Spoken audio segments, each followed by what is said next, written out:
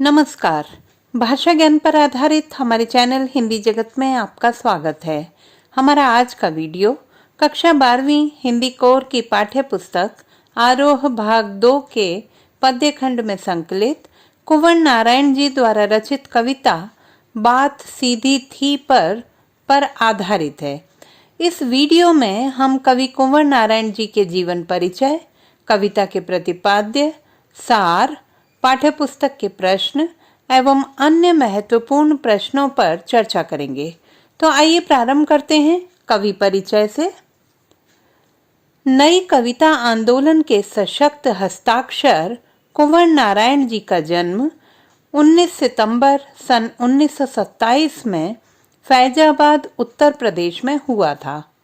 विश्वविद्यालय स्तर की शिक्षा इन्होंने लखनऊ विश्वविद्यालय से पूरी की। सन 1950 के आसपास इन्होंने काव्य लेखन की शुरुआत की।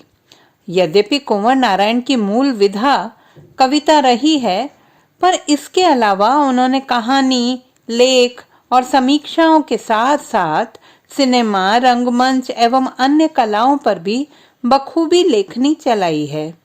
इसके चलते जहां उनके लेखन में सहज संप्रेक्षणीयता आई, वहीं वे प्रयोगधर्मी भी बने रहे।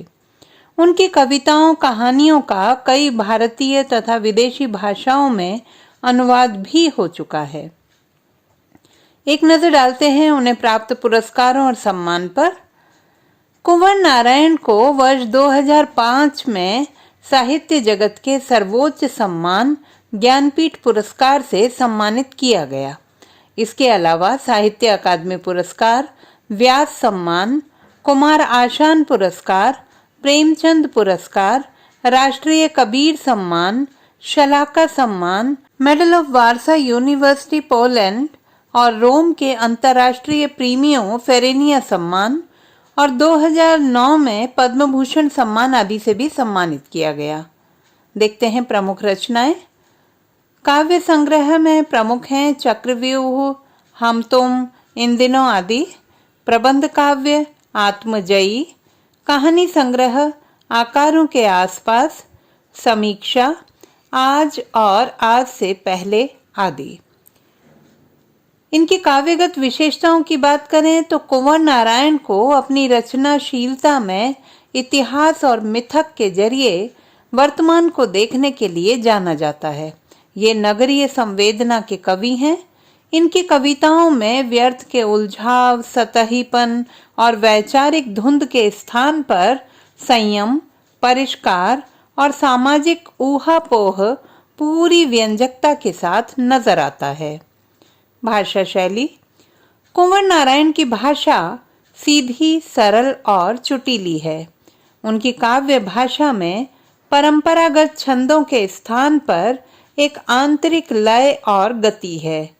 इनके काव्य में बिंब, प्रतीक और अलंकार आदि का प्रयोग अधिक मात्रा में हुआ है। इन्होंने दैनिक जीवन से ही बिंबों को ग्रहण किया है।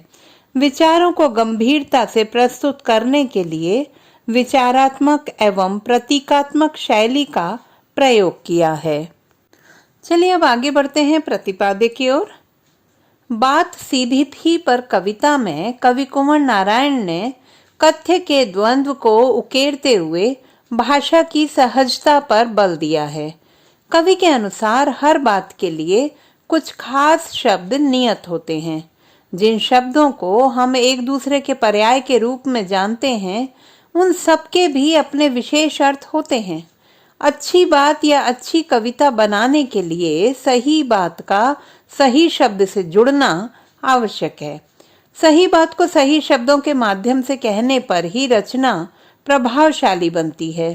चमत्कारिक प्रदर्शन के प्रयास में भाषा दुरूह और अप्रभावी हो जाती है। कविता का सार। कुंवर नारायण की यह कविता कोई दूसरा नहीं संग्रह में संकलित है।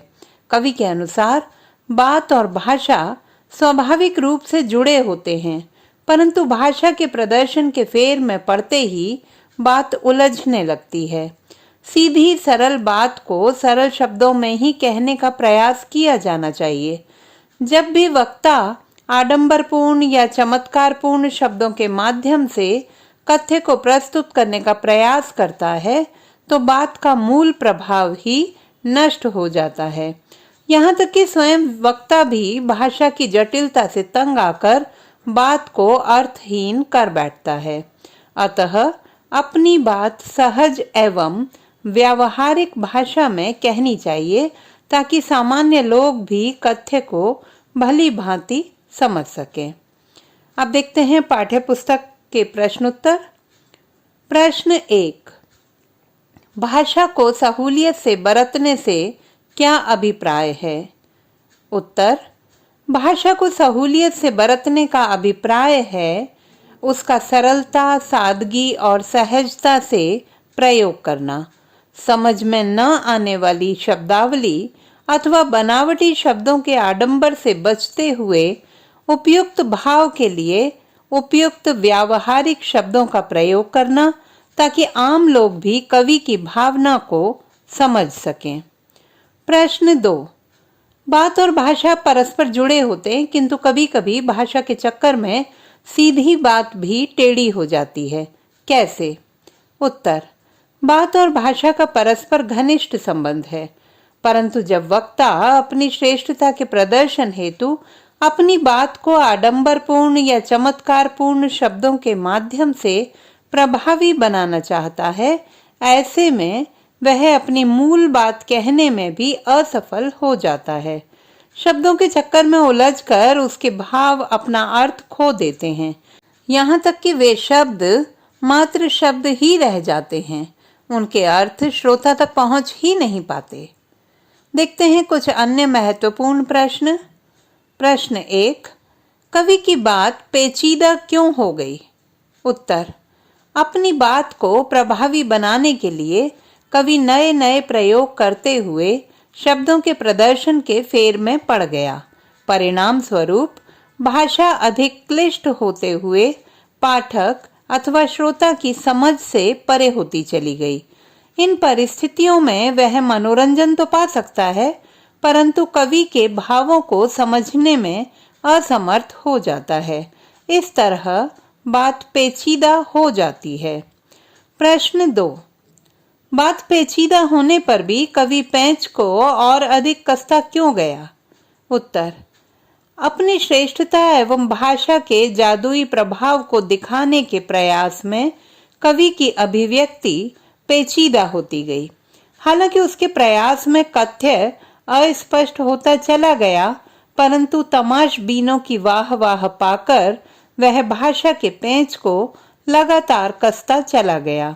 परिणाम स्वरूप बात स्पष्ट होने की बजाय और अधिक उलझती चली गई। प्रश्न 3, वाहवाही और समर्थन के दुष्परिणाम लिखिए।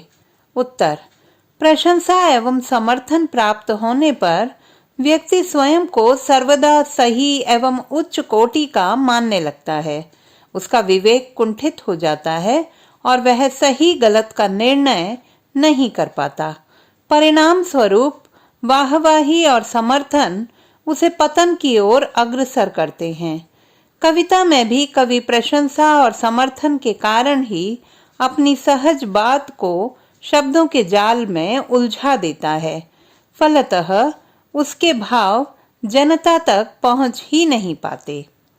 प्रश्न 4, बात को कील की तरह ठोकने का क्या आशय है?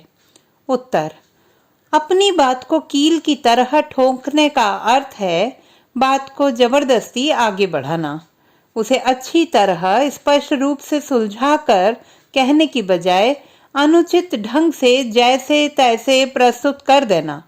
ऐसी स्थिति में बात प्रभावहीन हो जाती है। तो बच्चों, आशा करती हूँ कि हमारा आज का यह वीडियो आपके लिए अत्यधिक उपयोगी सिद्ध होगा। पाठ के सूक्ष्म अध्ययन हेतु इस पाठ के बहुवैकल्पिक प्रश्नों पर आधारित हमारा वीडियो देखना ना भूलें। भाषा संबंधी किसी भी समस्या के समाधान हेतु बने रहिए सुनीता भटनागर हिंदी जगत के साथ। आपका दिन शुभ हो।